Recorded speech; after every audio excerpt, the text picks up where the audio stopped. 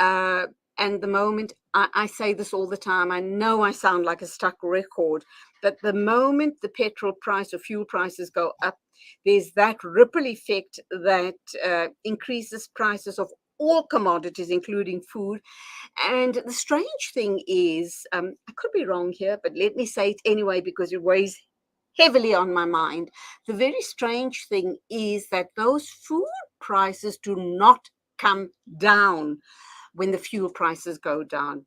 Maybe they come down marginally, but not significantly enough to make an impact, a positive impact on our pockets. So let's talk with senior economist Dick Forslund about this warning that economists are putting out there.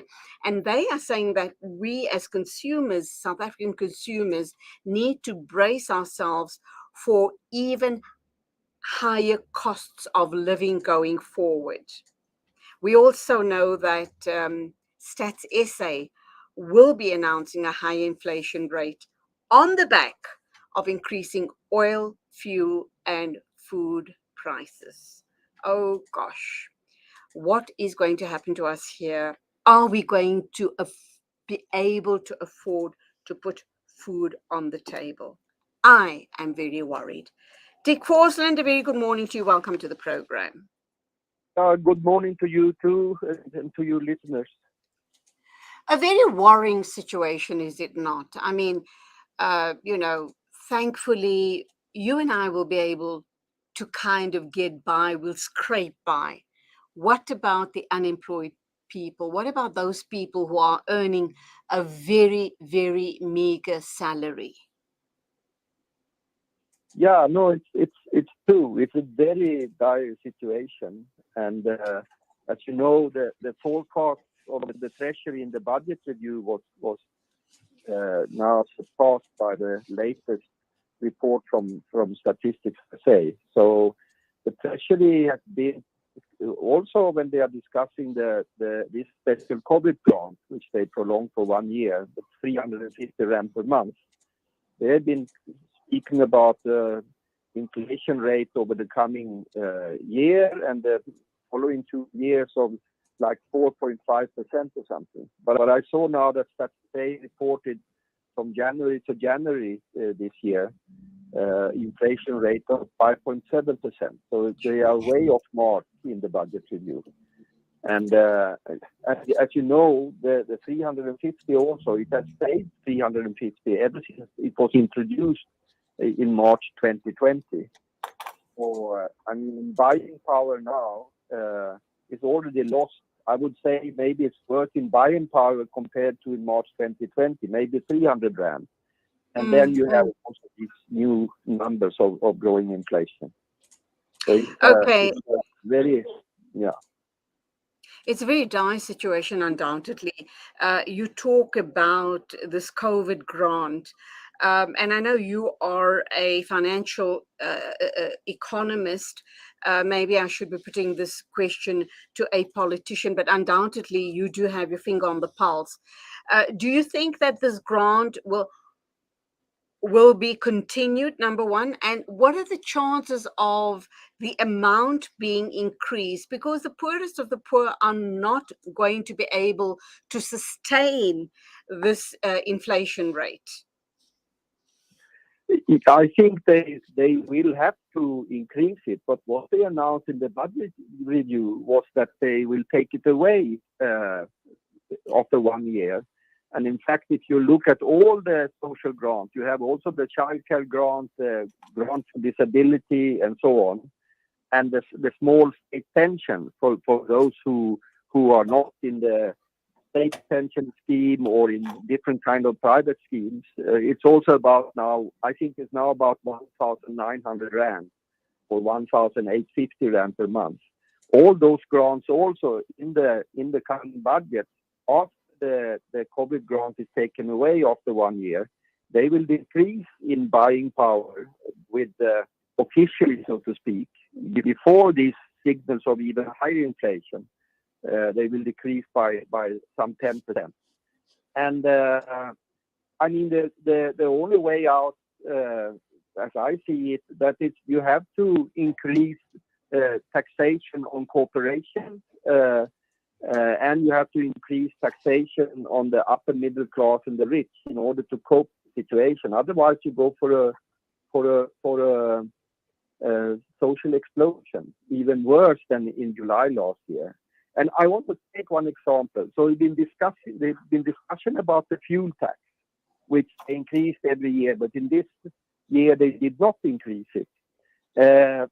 So then the automobile organization and others are said, you have to recalculate the fuel tax. And it's true, the fuel tax is a very large part of the petrol price. So it's over 6 rand of what we are paying for petrol is the fuel tax. Some of it is this road accident fund, which is some like 260, 270 rand. And the other is the general fuel tax, which I believe is 1 rand and 94 cents. Now, if you take it away, one must know then that it contributes 90 billion rand to the fiscus, to the national budget. So it's not easy to take it away. But of course, you could take away, if you would sort of temporarily or permanently take away the general fuel tax, then you will deprive the budget of some 55 billion rand. And then how should you compensate for this? Well, the fuel tax is quite a bad tax in that way that it strikes equally to rich and to poor. So it's not the so-called progressive tax. But you could compensate, you take away, you lower the fuel tax, and then you compensate this with increasing the personal income tax. Let's say for people who are earning over 500,000-600,000 per year or 1 million per year or something, and then you take it in that way. So it's a political choice who is going to pay for this crisis and who have the best ability to pay. So that's how I see it. Okay, so Dick, there are a couple of issues that you brought up here. We do know, we've been hearing noises. Government has been saying that the social grants, the COVID grant and other such grants will be scrapped. But obviously it's not going to make too much sense to do it now because of the issue around the increase in fuel prices, food prices, inflation rate going up. It's just not going to be an option as far as the working class and the poor are concerned, because as you rightly say, if this step is taken, we're going to have another insurrection or riots, call it what you will, but we really placing ourselves in the firing line, and we certainly don't want that to happen, because that truly crippled very many industries. They're still struggling to get their head above water. That has directly added to the woes of South Africa as far as unemployment issues are concerned. So we definitely can't go that route. When we come to the issue of taxing the corporates and possibly upper middle classes, people earning above 600,000-700,000 rand, 700,000 rand and R1 million per annum. That is definitely the right way to go. But then you're going to have an uproar from the corporation suggesting that if that's the road we go, we might be giving the wrong message to possible foreign investors. How do you respond to that? And do you think that those upper income earners would obviously oppose the fact that they're going to be taxed at a greater tax level that they're currently sitting at? Well, I would think about these two questions like this, that when it comes to the reaction of the corporation, and you remember that the government even lowered the corporate income tax, the tax on profit, from 28 to 27% now in the budget. I mean, they should rather look to political stability than earning some extra billion rand, which they hand out in dividends to shareholders. I mean, the dividends to Anglo Platinum shareholders this year is absolutely, I would say, well, with other moral values would say extraordinary. I would say it's outrageous. So they're handing out 80 billion rand to the shareholders because of the high commodity prices, and the dividend tax is 20% on that. So I think there's there's a choice between political stability or to continue to reap these sort of extreme profits as they are doing. The second question is very difficult because, and that also goes for working class people or people who are working in hospital or schools or people who are working, having a salary above the personal income tax threshold, which I believe now is 90,000 rand per year. You have to have some moral authority also from the government when you increase taxes. And there you have the whole swamp of corruption in the state. There was a report now from a parliamentary committee that some 1,400 state officials are sort of doing business deals from their positions in the state, although they are forbidden by the law to do so. So I think that if you should go for a trajectory, South Africa is a country basically that needs a welfare state. How can you see it differently? I can't see it differently. If you have such poverty and you have such bad health in large section of the population, then you can't cut the public health by some 10% in real terms over 3 years. It's impossible if you don't sort of ask for more and deep trouble in society.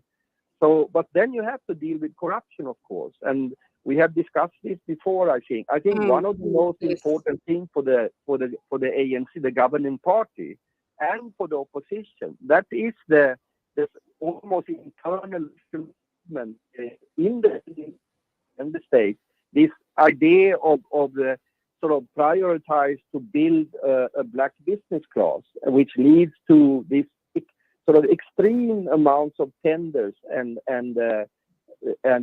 procurement and the corruption, sort of a markup of all these sort of deals with the states and local municipalities and the provinces, and even sending invoices for something that never happened.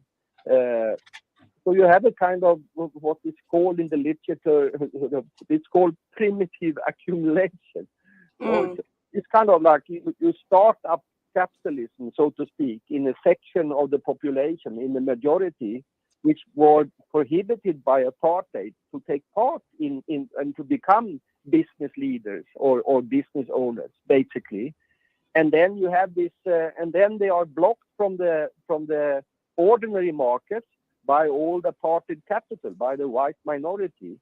And then because of the control of the state, they go through the state in order to sort of amass their first sort of millions or sort of money to expand their business and so on. And you have to have a different priority here from the government. You have to sort of have, it's more important to have, you can call it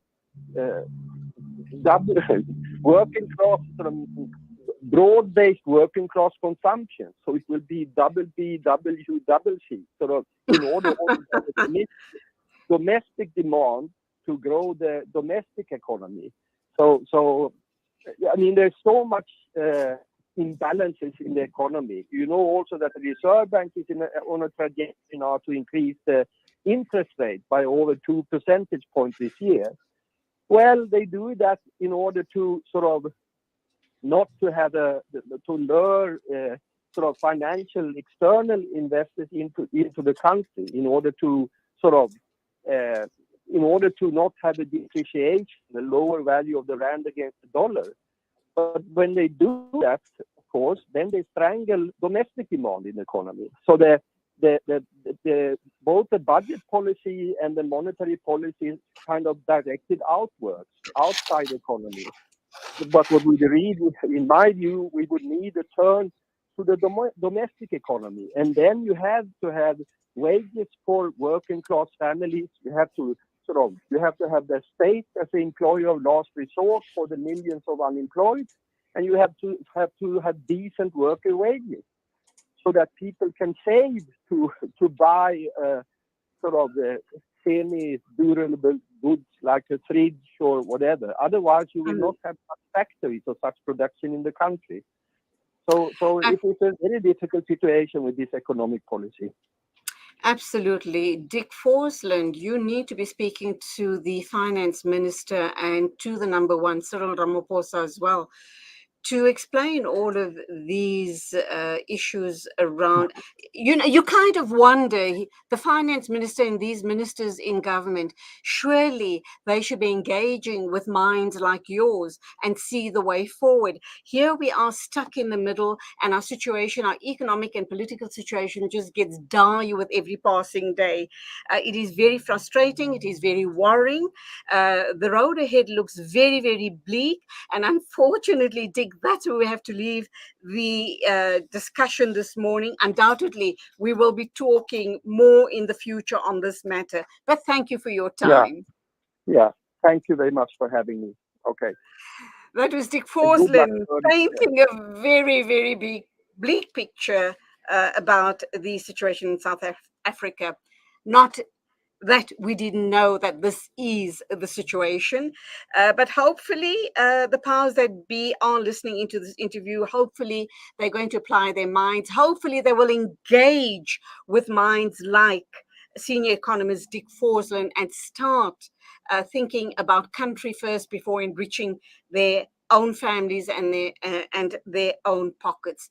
8:31, and we will be talking, or I'm getting a very mixed message on my screen. We were going to be talking to Shamima Saleh, and then I got a message saying guest change. We'll be speaking to Hanif next. Now I get a message saying you'll be speaking with Salama, the spokesperson, because Hanif Hendricks is running to an event. Okay, I've got that loudly and clearly. Thank you indeed. Time for an ad break. We'll be back with you in a minute or two to speak with someone called Salama.